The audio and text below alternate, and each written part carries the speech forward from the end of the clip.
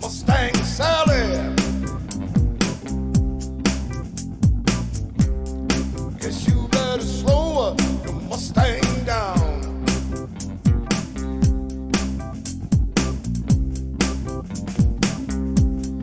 Mustang Sally now, baby.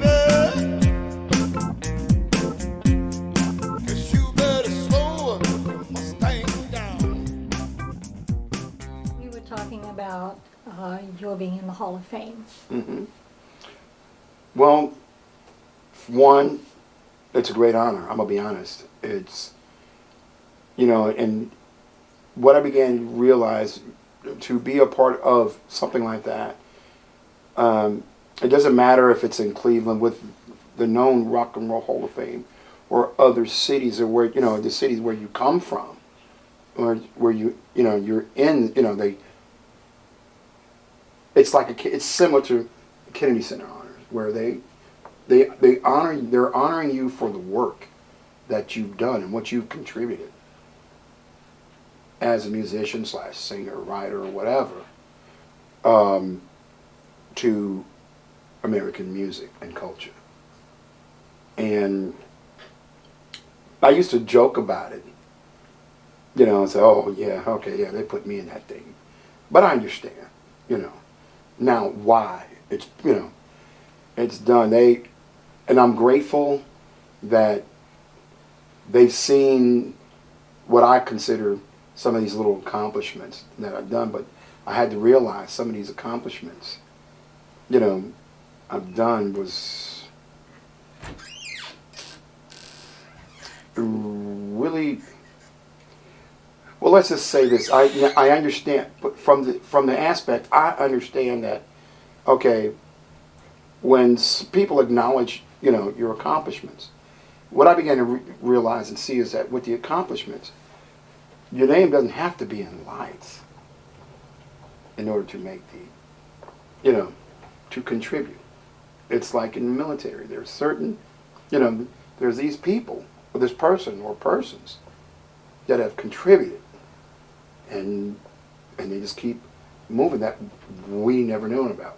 Like, for instance, recently, the new movie's coming out now about a group of African American women who helped with space flight, and they're mathematicians, Nice. Yeah. So, and it's an untold story, but what it is like we all have a story. We have a story to tell. Some of us just get the opportunity to have it heard by a bunch of people. And that's a great contribution to your legacy. Yeah. When people hear your story about your life from a young age to now and how you have contributed. So when people ask you how you have contributed and they find out you're in the Hall of Fame, how do you like to share with them your story? The way I share it with them, and I tell them, I ask them, I said, do you want the abridged version or do you want the unabridged version? No, but I try. I'll be honest. I try to abridge it as much as I can, but I realized there was so much, to like in a life and everything that happens with it. You want to try to make a summation of it. Right. But even when you do, you try to get all these things in it, but there's so much that had taken place. So that summation includes what for you? Well, summation of where I actually gotten started, and I have to say this because the way I look at it, I said God's got jokes, and I'm the brunt of those jokes. And because, well, when I've actually gotten started playing music, when I was between 17 and 19, I want to say, actually playing drums. I did it in junior high school, not play drums, but I sang in the choir. And 7th grade, I played trumpet and clarinet. But the thing was, DC public schools were not going to pay for a custom trumpet for a left-handed player or a clarinet for a left-handed player. Got it. You know, Right. so. But anyway, I actually, when I got to really playing drums, I was in my youth group when I was a member, Peabody Street Mennonite Church in Northwest Washington D.C. That's my part of town there, and the pastor that we had, he was the first African American Mennonite pastor that hailed from Baltimore, to pastor a congregation, a Mennonite congregation. And when I look back at it, and I was like, wow, okay, so when something like this, there's something that's going to take place. Just don't see it at the time. But when I first started, I was, my buddies of mine, I forget Travis's last name, he played bass. I was the oldest in the band. And the guys were younger than me.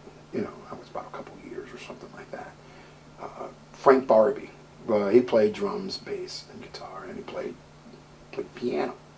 But he wanted to play guitar, so he was the first guy to show me, this is what you do, And from there, how could I say it?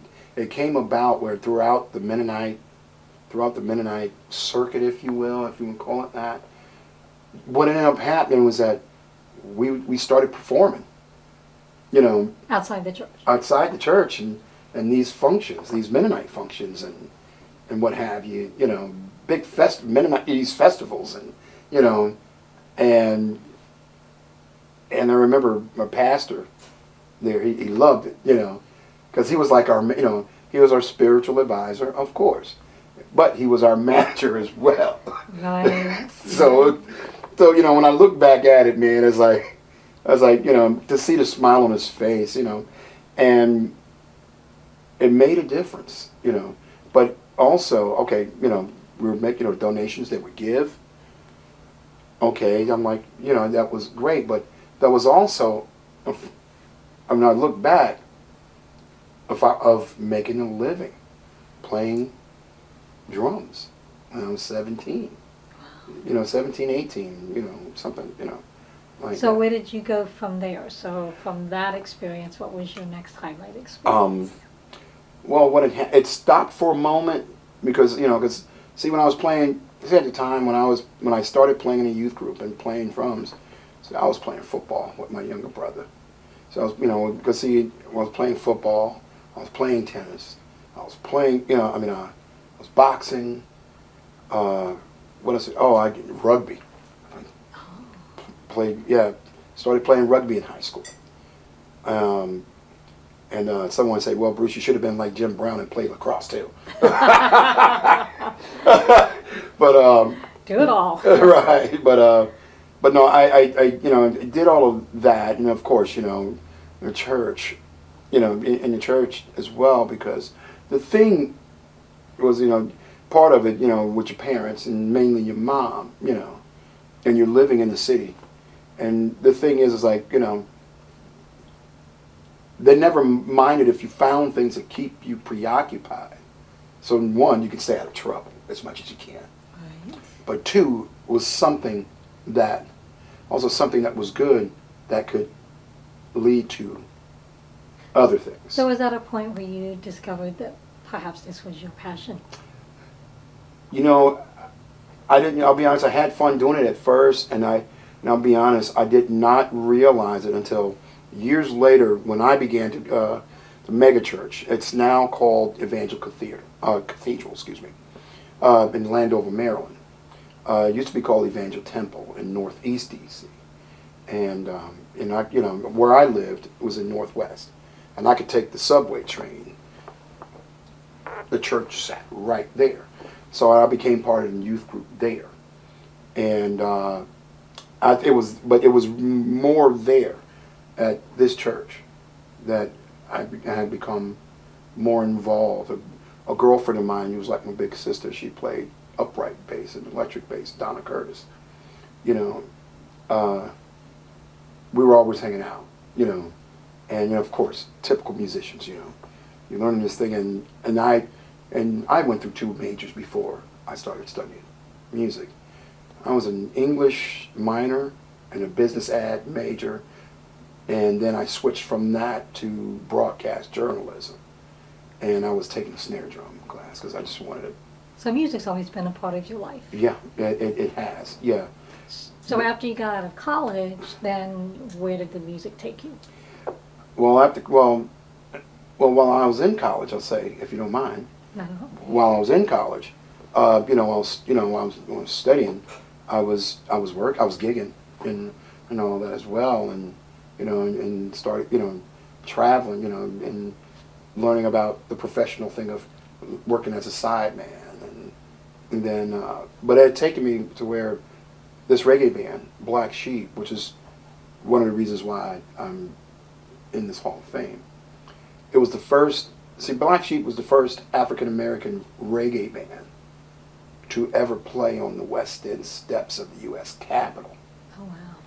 And they were one of just several that had played on the steps of reggae groups. Because if I remember it correct, the other groups that did it was Bob Marley and the Wailers, Black Uhuru, Culture. I'm trying to remember. Who else was it? Yeah, that was it, other than us. And that's when you really look at it, and think of, what, yeah. That's a pretty wow. Yeah, and so, but with this band, while I was studying with this group, there's a lot of things with this group I got to do because this group was well known throughout the Eastern Seaboard, and there was this thing with this group.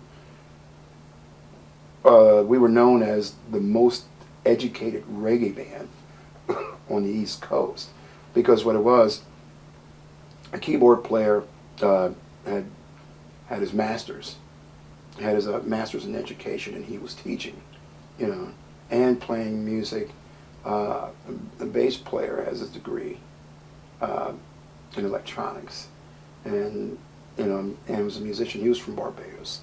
The percussionist, and I love him to pieces because I learned a lot from this brother, Abasi Johnson. He's a master African drummer, and he worked with the greatest African drummers like Baba Olatunji, who ended up working with Fleetwood Mac at some point, and then Dantes Harris, a sax player, he went to Howard at first, but then he went to UDC, and he was there at UDC, and I was at UDC. I received a scholarship there in '88 in jazz studies. So in other words, basically, it's all these guys either had their degrees and teaching, or they were working on. And that makes a pretty powerful team. Yeah, and funny part about it for me, when I was in college, I'm studying, and you're just the typical thing, and gigging and all that. I ended up teaching, privately. And what was funny, it was like some of the guys at the time from other colleges, like George Washington University, Georgetown University, American University. Some of the percussion students there, they would come to see me. Oh, really? Yeah, because it was really nice because up there, it was kind of a thing where everybody, even if you didn't personally know everyone, they knew about you or who you were and what you were doing. So you had developed a reputation, and people were starting to seek you out. Yeah, and it was, I didn't at the time, the way I looked at it was just, okay, hey, what, you want to learn something from me?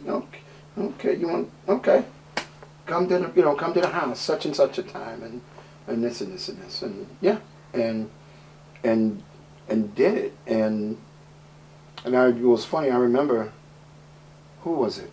It was a guy, one of the guys. Everyone told me, he said, Bruce, you don't realize what you're doing. Yeah, I'm like, what? He said, okay, you know you're in school and you're studying. He's a guy. I said, yeah. And you're studying percussion. I said, yeah.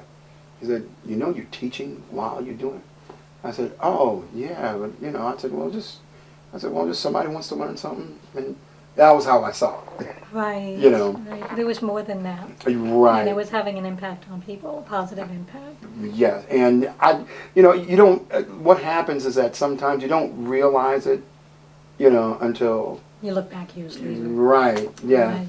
And I think it's part of your legacy that you've kind of made your mark on all these people who have probably had an impact on people's lives themselves. So you kind of spread your tentacles out there, and I think that's helped you to become who you are today. And you had talked earlier about how being the youngest in a band influenced your learning and becoming the musician that you became and have become and still nurture to become. That's allowed you to be in the Hall of Fame. So tell me a little bit more about that. About as a youth, I mean, being the youngest. Well, what it is like, let's say, in the jazz sector. In the jazz, I mean, you're in music, but it's in all forms of music. But I really learned about this, in church, and in the jazz sector, where when you're this young guy who's who wants to play and trying to learn, what it is, you're sitting with these elders, if you will, who are masters, and what's funny is it's what we call, it's the old school, the old oral tradition, of teaching, kind of like what Plato would do. Right. When you sit, or let's say, the Messiah, if you will, right? People sitting around, you have someone speaking, and they're listening, and they're taking notes, and that was how I learned, because they made me understand. They said, hey, look, man, what you need to do. They'll say, hey, look, do this, do this, do this, do this. But they can always tell if, if you're a kid, if you're humble, they'll let you sit in and play. Even if you make a couple flubs here and there, they deal with that because they know that your heart is, if you want to say, in the right place or pure. You want to learn. And then, you had some of us kids, we thought we were hot shots until you had the elder turn around and, it's like martial arts. You think you know something until, yeah. And then sensei turn around and have you on the floor looking up at the ceiling. So they had you looking up at the ceiling a few times? Yeah. But that's helping you teach others as well. Right. It's and that's how you learn. The way, to me, is like,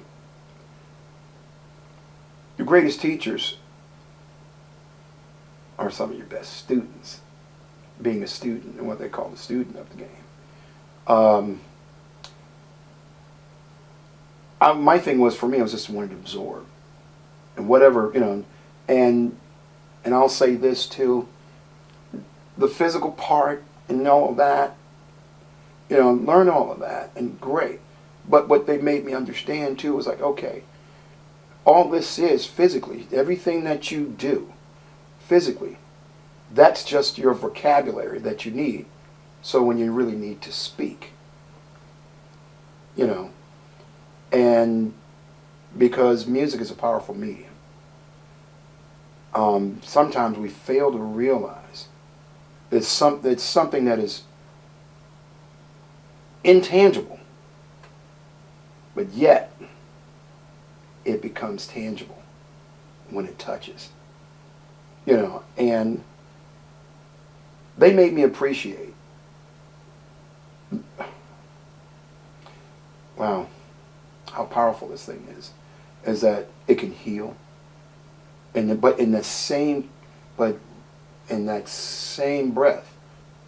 that same music that can heal, it's that same music that can hurt. You know, and it affects us. It affects us as human beings.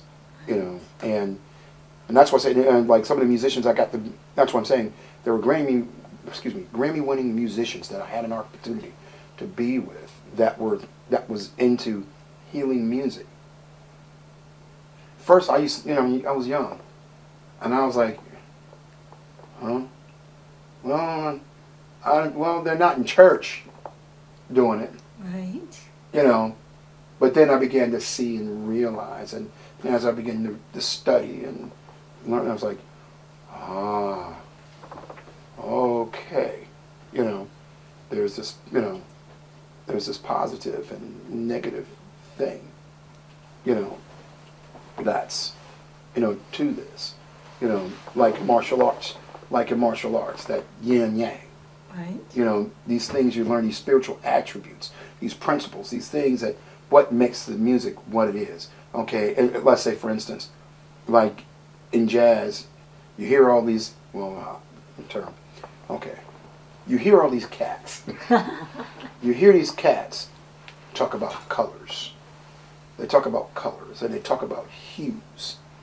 And the reason why they do this, it's these colors that, like, you know, like I said, with like the mood ring. Right. Yeah, but you don't need the ring. No. Yeah. And what it is, these colors set the tone of what you're presenting. Right. And what you're going to speak on.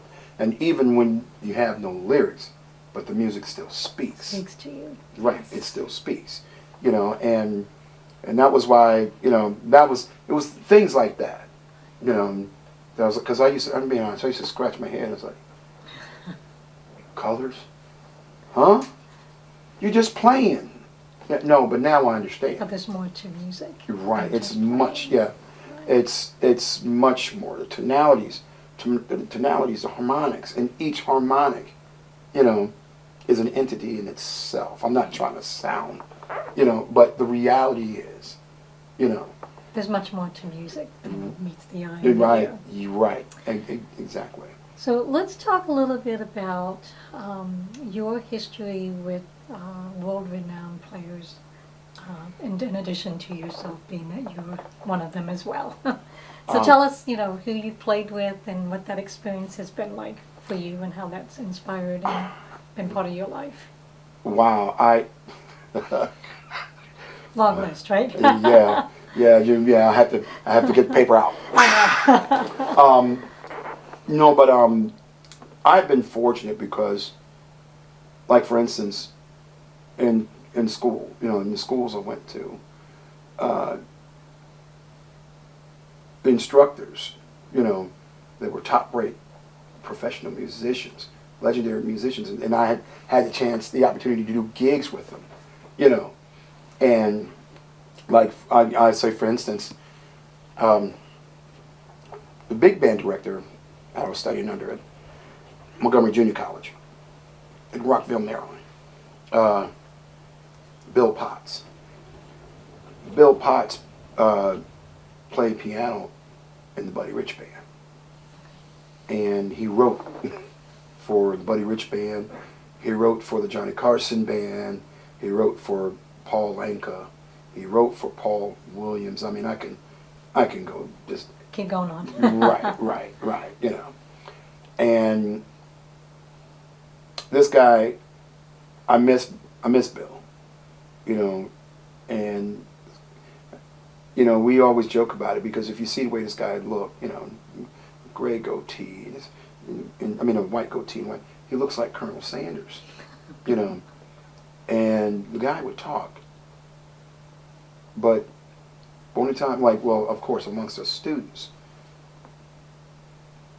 it had to be quiet. So in other words, look, you little kids, stay quiet, and I'm gonna share something with you. Right. Bill Potts, I'm just saying Bill Potts was one of them. Another one, and I love this man to pieces. When I was at UDC, University of DC, Calvin Jones. Calvin Jones played trombone. You know, he played it well. He could play all brass, and he plays piano and played upright. You know, and he could play guitar. He is very close friends to the legendary jazz and blues guitarist that I got to meet later to work with because they both come out of Memphis. Calvin Newborn. Was it Calvin Jones? Sorry. Calvin Jones worked with Thad Jones Mel Lewis Orchestra, and Thad Jones is the brother of Elvin Jones, who was the drummer with John Coltrane. Okay. Okay. All right. He worked with Ray Charles. He worked with Count Basie Orchestra. He worked with Duke Ellington Orchestra. I mean, the list, Ella Fitzgerald. I mean, the list goes on and on. You know. Right. So him, I studied upright bass, I think for like 2 semesters. Right. And bass instructor Carol DeShield, he's up there in DC. He's worked with Phyllis Hyman, Roberta Flack, Donny Hathaway, Stephanie Mills. Another one that the list goes on. Right. And but that's the thing, was like, it's a beautiful thing, is that when you're learning from the best. And the funny part about it, a lot of these guys were right there in DC, in this DC metro area. But it began to make sense too, because DC being the political capital of the world. Of course, New York was the hub, but the place that they also liked to go to Was DC. it was DC. It was the nation's capital, and then also with the military bands, you know, there too. I'll say this: a lot of these guys that I got to hang around with and work with and learn to study with, I was blessed. I was fortunate. I mean, you're in the nation's capital, and arts, and of course, arts and culture is, whether people like it or not, it's some of the greatest in the world. Like the Smithsonian. Yeah, tell us about that. You were saying something earlier about what's happening there. Oh yeah. What it is they're doing is the DC Legendary Musicians, if I got it right, Incorporated. What it is, they set up the Hall of Fame, the DC Legendary Musicians Hall of Fame, and they've already. I remember I went. 16? Last year it was 15. I went. They had the inaugural ceremony, and what they're doing, they had the ceremony in Martin Luther King Library. And see, the MLK Library is one of the largest libraries in the country. So what they're doing, they've gotten the okay, and they're building this Hall of Fame shrine, if you will, just like Cleveland, of all these local musicians, from home, who've contributed to American music. And I still, to this day, I still pinch myself because I see my little name, and then you see the likes of Duke Ellington, Billy Eckstine, Marvin Gaye, Eddie Kendrick from the Temptations. Over a third of the group of the Temptations are from Washington, D.C. And then my father's cousin, Bobby Womack, legendary R&B singer, he's in the Rock and Roll Hall of Fame. And you're part of this group that's going to be going into the Smithsonian. Right. And what it is, it's musicians, what it is, honoring musicians past from DC metro area, past and present. Right. And the way I look at it, we're going to see the future ones. The future. And that's quite an honor. Yeah. Sometimes for me it's surreal, and I'll share this with you. I was in junior high school, 8th grade, had a history book, and I remember an assignment that we had to do. I didn't care too much about the assignment, but I knew I had to do it, right? So we all have those. right. So I'm home, and I open up the book, but when I opened up the book, it was just ironic. I open it up, and I see this picture, and I read it. And guess who it was? George Clinton in this geography book. Wow. Yeah, and if I remember it well, it was a concert. I think it was a concert he did on the Monument Grounds in D.C. Yeah, I mean, this history book now. It was one of the Rand McNally history books that you use for in school. And I remember looking at that, and I'm like, oh man, George Clinton. Wow, I never thought. I mean, I knew he, him being in there. I'm like, and I said to myself, wow, I'd never do anything like that. I never thought. Not saying I couldn't. I just never thought. And now. You in the history books. and it's, and I'm like,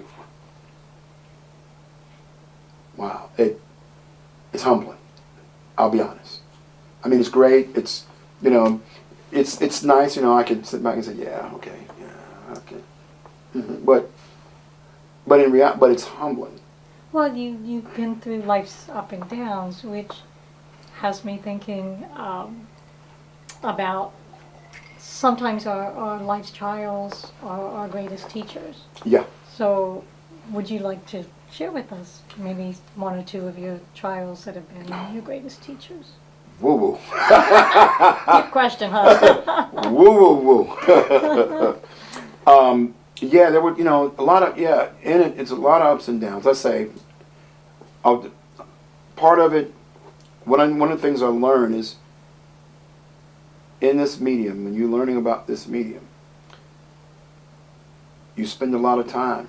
When you actually pursue it, and you're doing it, and you're studying. I said, there's a lot of time that you spend, hours and hours, learning about this craft, from the aspect of performing, from the aspect of teaching, and from the aspect of writing. A lot of hours, I'm gonna be honest. There were times, my buddies, some of my buddies, I didn't hang out. I wanted to hang out, but I laughed at it because it was funny because when I was in junior high school, and I was in the choir. See the guys, some of the guys that would laugh. Oh, you're singing in the choir. And now when I look back at it, when I got into college, and I would think about some of those guys, and I would see, I'd say, okay, well, I'm doing something, and I'll be honest, even when I went home last year to go to this hall, for this ceremony, and I'm walking with my pop, and we're walking through the neighborhood, went to the store, grocery store, or whatever, and I would see some of my old friends and neighbors.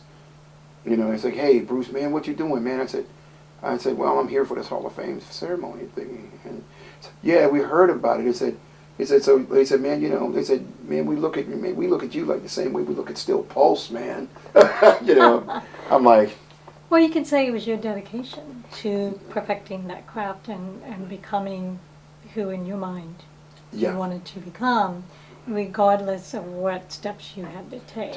Right. And some of those struggles that you've been through, which being a little criticized of that foundation step that, we all have to start somewhere. We have to start somewhere. To get to our highest achievement. And it does take hard work, and it takes dedication, and it seems that you stayed your course regardless of what.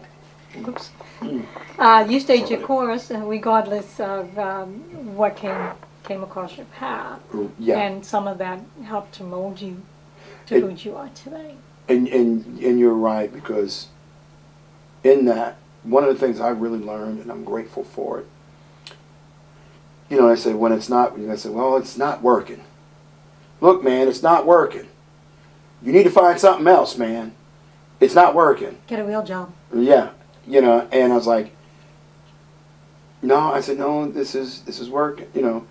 And you can see in this, and see, here's the thing I've learned in this music business, is that, and I'm grateful for this because a lot of times the average person would think, okay, when you know, oh, you want to go and play music, boom, lights, shiny stuff is what I call it, you know. Right. And there's nothing wrong with that at all. But when you really begin to see and look at, not just the act, you know, when you're learning the craft and all that, but then you begin to learn the business of music. It's not, trust me, it's not always lights, because everybody sees you like on a stage. Oh no, it's great, wonderful. You know, people see you. But what it is, it's a job. And you're sitting there doing this job to the best of your ability that you can, and it's more than just goes on with the job. I mean, just that stage thing, logistics, making sure you get. And I've been guilty of this, you know, making sure you have everything you have before you make it to the gig. You know, yeah, okay, you know that. And you know, even like I said, when working and you're making money doing this, you know, just basic things, taking care of your bills, you know, having to pay bills. So that means you're gonna have to work your butt off, and you work, you know. And what do you begin to? Okay, well, this one gig. Okay, well, 2 gigs, 3 gigs, and you begin to understand the business, because I learned it. I'll be honest, from the jazz aspect of it. When you tour, X number of gigs, just like, you know, X number, you know, you're doing X number of gigs a week, and depending on whom you're working with, you get X amount of dollars. So you figure, okay, if I'm getting X amount of dollars, okay, because I got to pay my rent coming up and my car note and this, right? So in this business, and especially when I've been independent, I've been pretty much most part independent. So you have to be, it's like you're a headhunter. In other words, you have to go and find the work.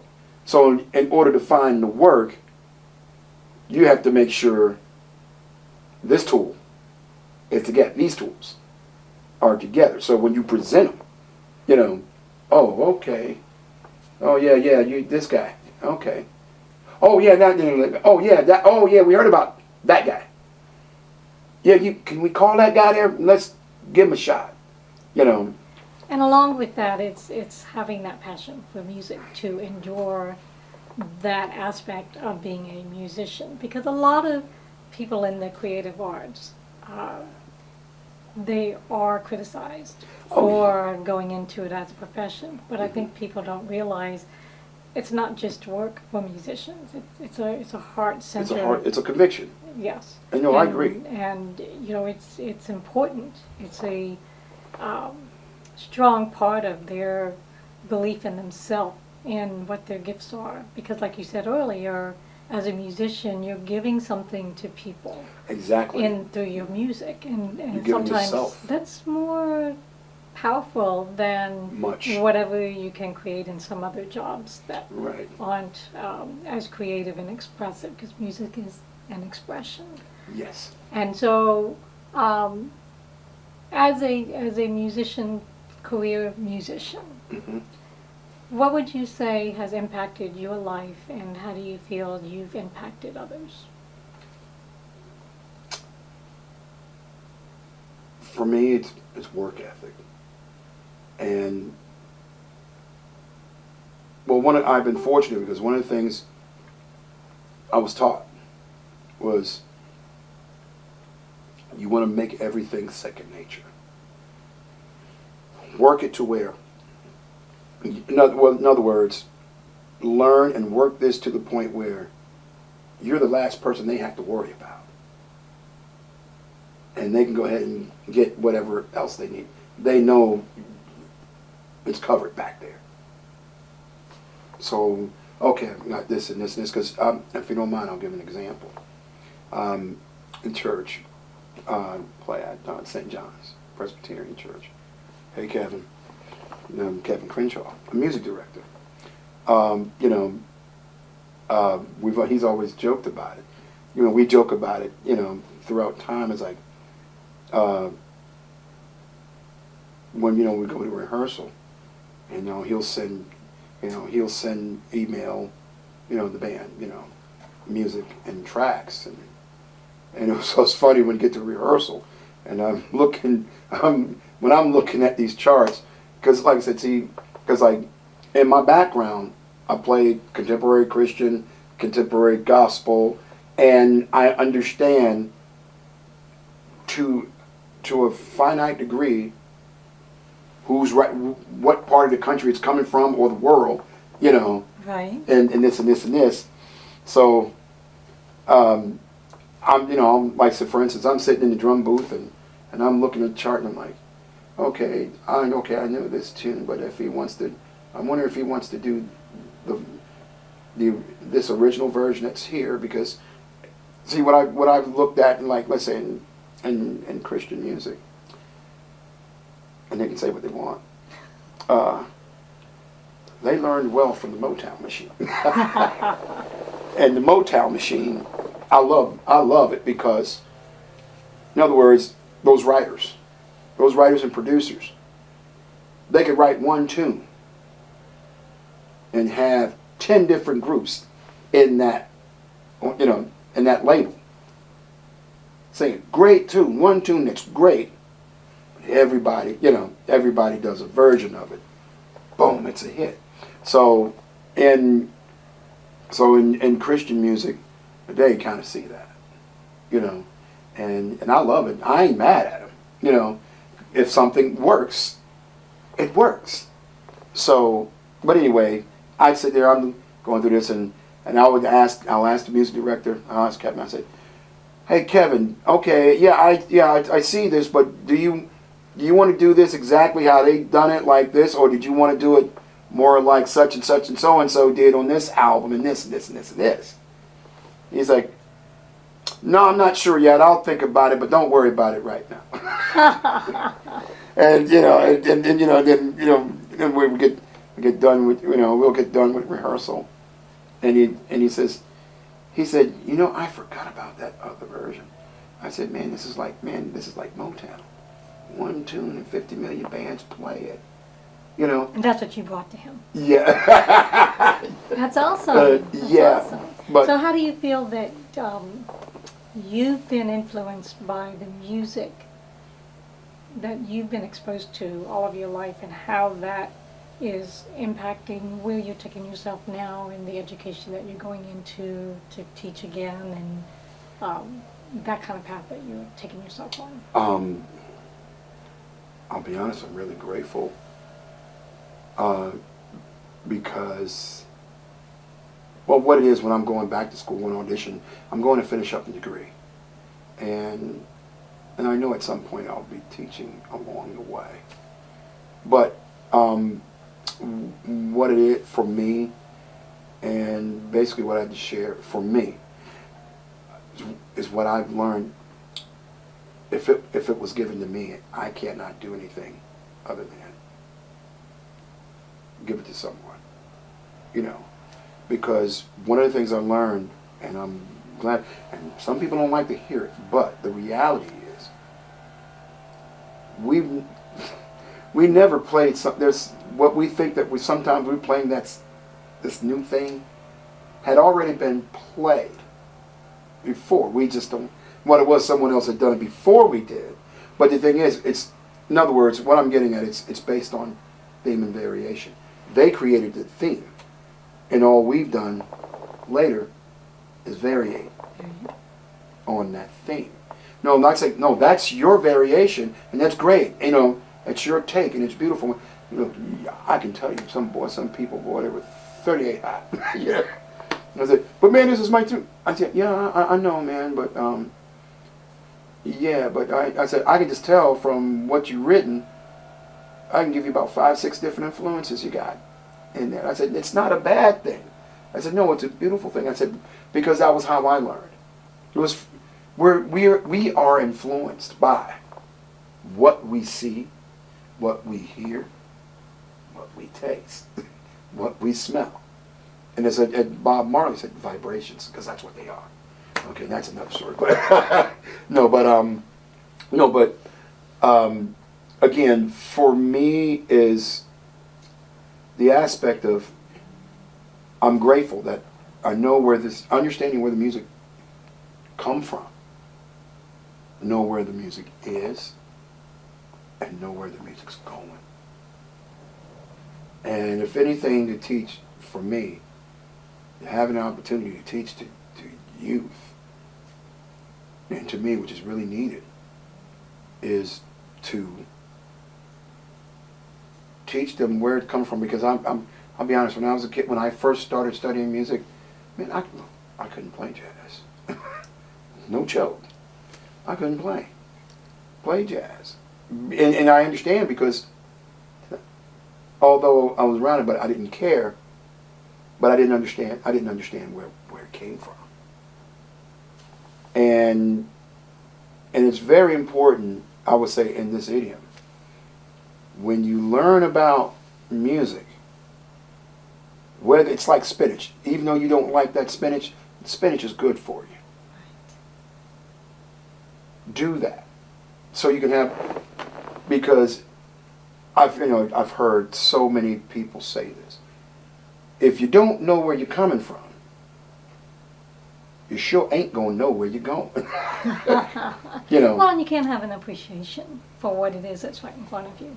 Right. And you take it for granted rather than seeing the value and the true gift that it is, that it's giving you, that then you can turn around and give to others. Exactly. So, you know, it, because I understand, because I remember when I taught privately, and I was trying to get kids to understand, and I've seen, and it didn't, some kids it didn't matter, and I would get frustrated, but then to turn around I realized that, no, I was one of them, and I did that too. Right. So I was like, okay. Yeah, but so talking about kids, and we'll close out on this.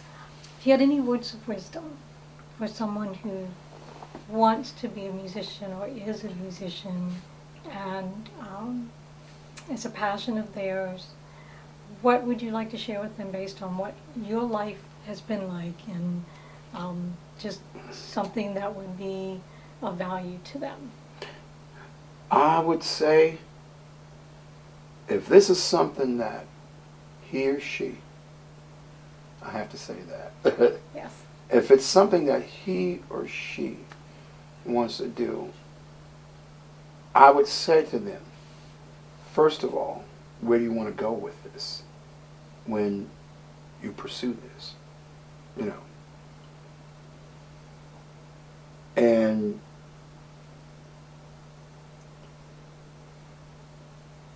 depending on how far you want to go with it, I'll just be honest, put in the work.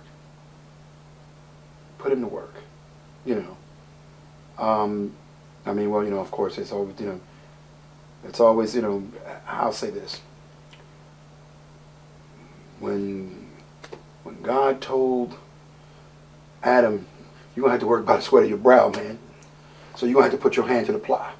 You got to work. Right. You got to work. Put the effort in. Put in the effort. What you put into it is what you get out of it. And don't be upset. Excuse me, I know we have, if you half-ass.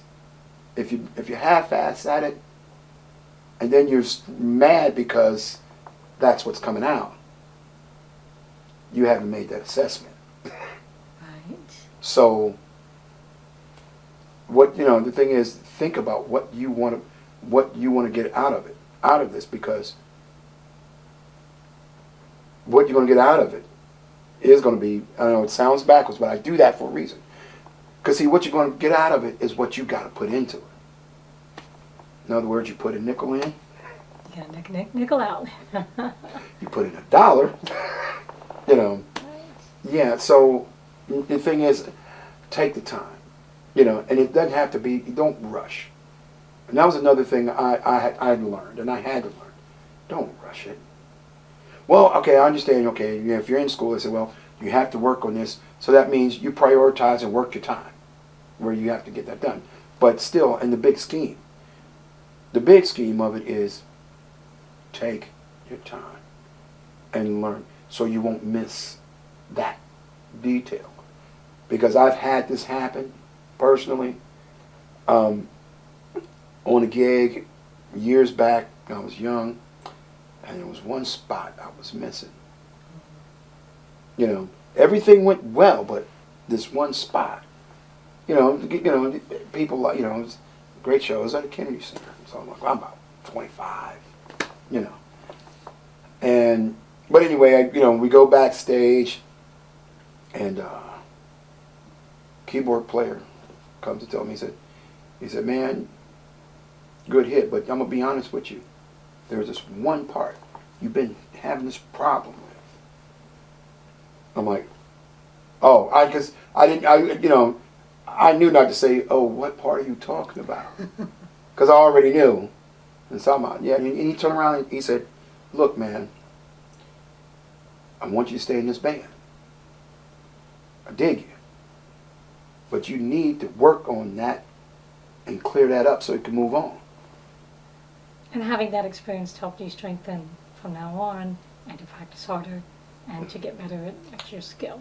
Exactly. And the thing is, and trust me, and I understand, we live in a society now that, if we can't get it in, well, I'll be honest. It is, and it truly is a disposable society now. They don't like to hear that, but it is what it is. And we have to make ourselves, I don't care if it's music or whatever it is, we need to sit down and take our time. I understand, because we all understand deadlines and this, well, I got to get this done such and such a time, but when we really, just for music, and I'm understanding why they call it a craft, and if you really, for anyone who really want to learn this craft, As an art, you have to put in the time, which means you have to take the time, That was an awesome interview. Thank you. Oh, I appreciate you taking the time to share with us. Thank you. Because I can run my mouth all day, but no, thank you guys. Thank you guys. Trev, thank you, man. You guys, and really appreciate it, because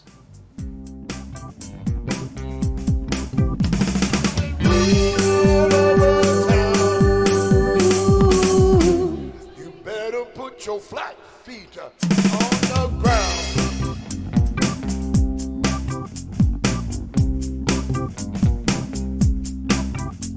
I brought you a brand new Mustang.